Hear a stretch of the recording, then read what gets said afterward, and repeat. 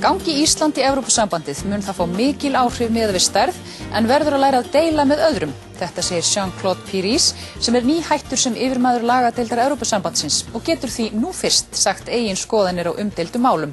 Við ræðum við hann í þættinum. En fyrst er það Frakkinn Jean-Claude Pires sem nýhættur sem yfirmaður lagadeildar Evrópusambandsins. Hann hefur verið einn allra áhrifamesti embættismaður sambandsins í meir en 20 ár.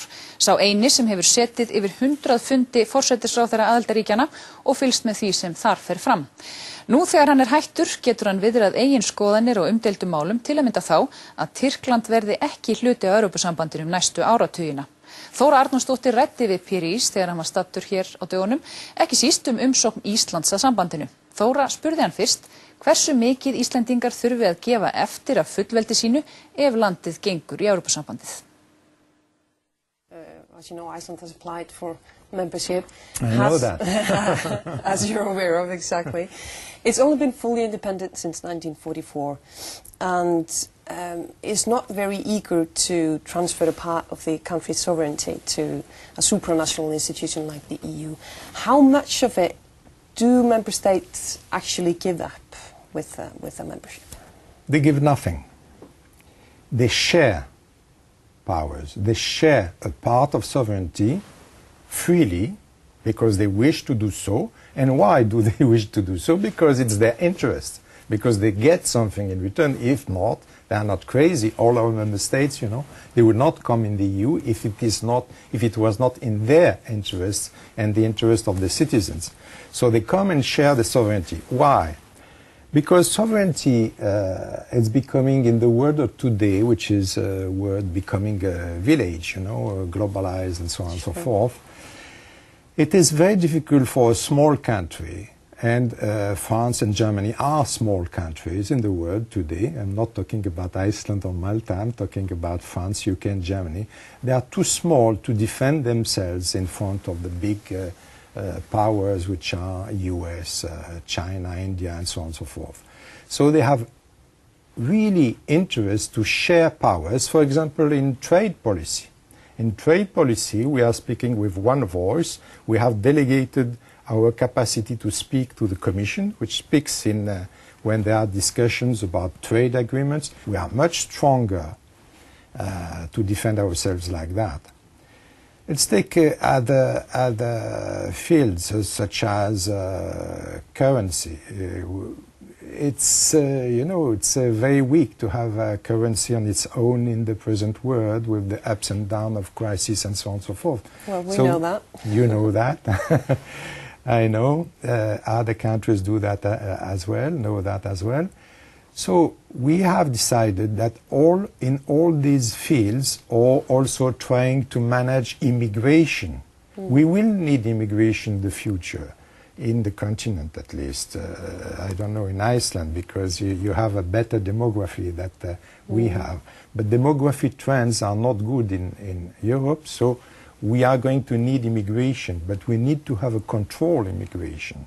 And it's not possible in the present world to do that alone. Environment, protecting the environment. How come could you defend your environment when you are Austria and your neighbor countries are around? You have to try to have common rules. So it's a shared sovereignty in the interest of the countries and of their citizens.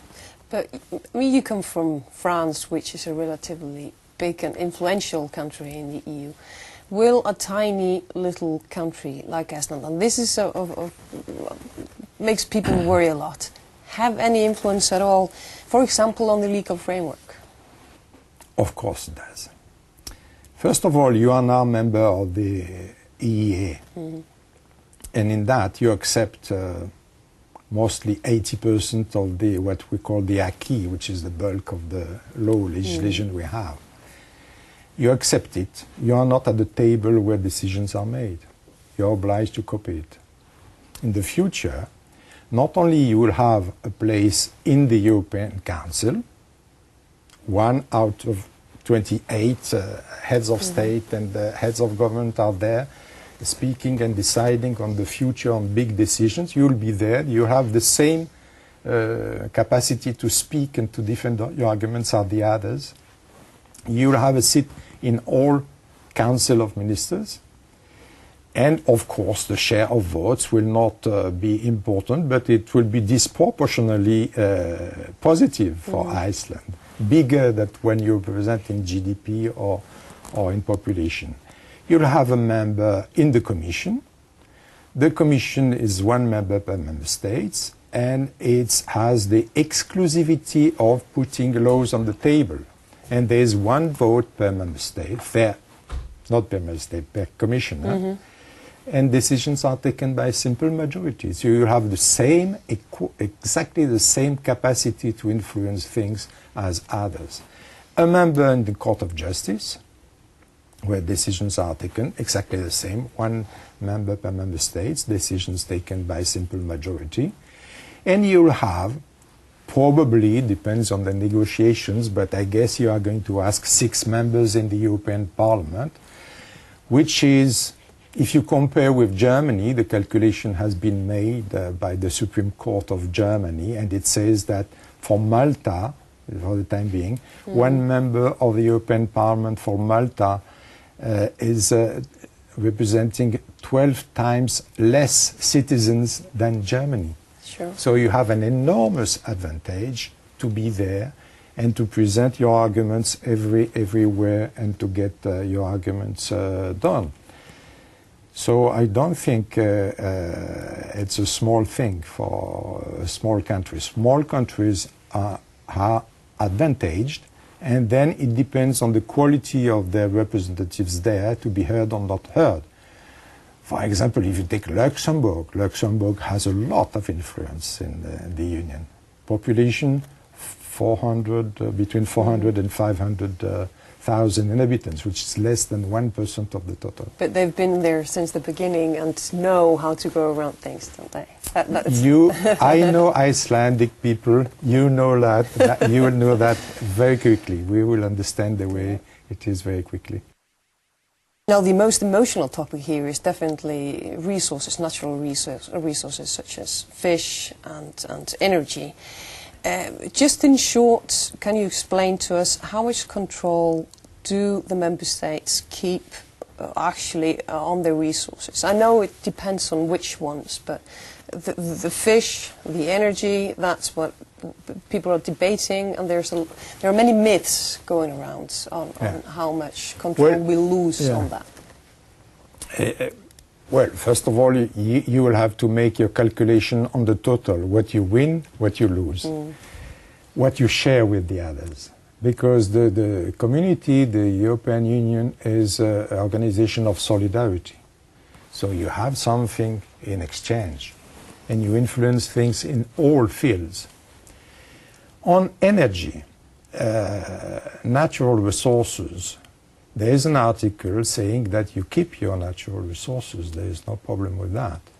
I don't know, but maybe I'm not well informed that you have big oil or gas fields in Iceland yet. Yes. I hope, I hope that it will come in the future. It's more a question of the electricity being produced. Yes, but you have UK has enormous quantities of energy, and they are keeping the sovereignty on this. It's written in the treaty. There's no problem with that. As for electricity, we are not going to steal your electricity. Don't worry. But there are rules in order that this can be sold everywhere. If you have the capacity to sell it, it will be your advantage to sell it. But you will keep your sovereignty to decisions to make or not to make. Fisheries is another subject, of course. Fisheries has been subject since a long time in the European Union to a common policy. We began by, in fact, the European Union in the beginning, we began with one policy, which was agriculture policy. And then we went to a fisheries policy. And that's a common policy.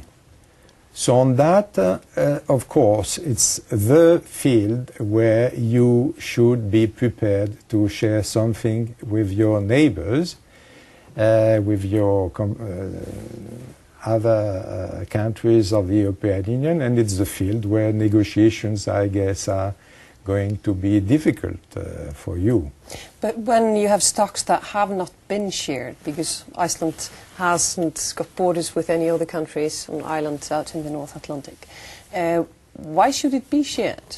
Because obviously the European Union countries in the mainland have had shared fisheries for a long time. The point of departure is all the waters are becoming European waters in that way, and that fisheries are becoming a resource which has to be shared. But of course the case of Iceland is a case which is very particular, and your negotiators have to try to get the most they have.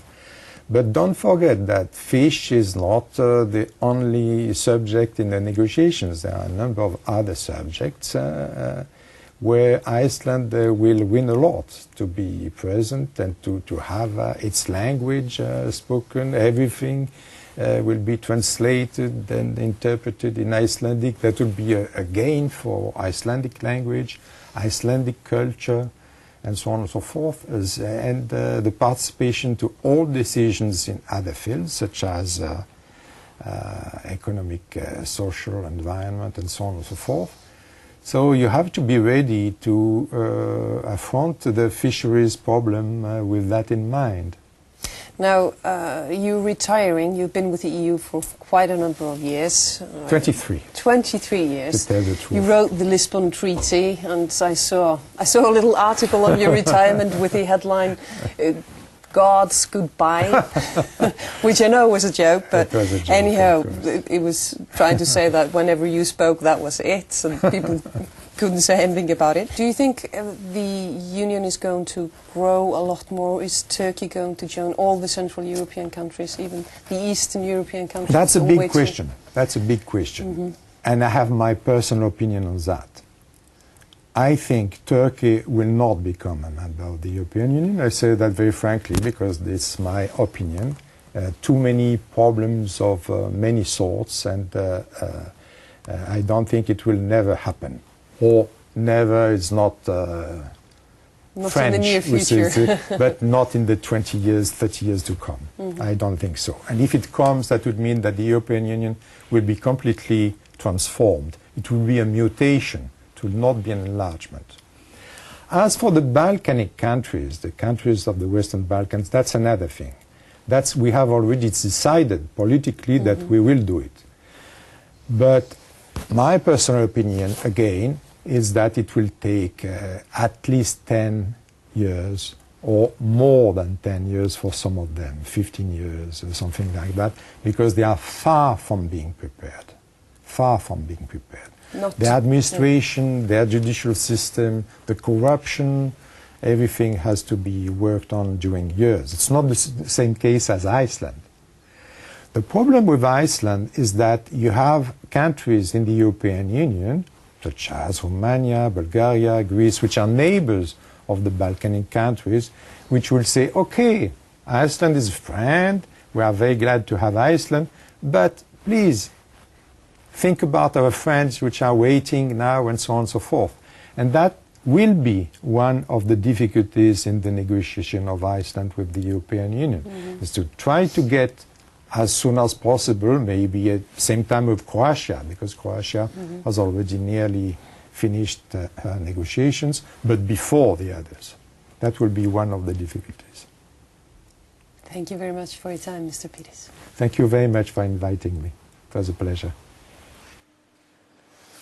Þetta voru valdir kaflar úr viðtalinu við Jean-Claude Pires og það má svo sjá í heild sinni á vef Ríkisútvarpsins ruv.is á morgun.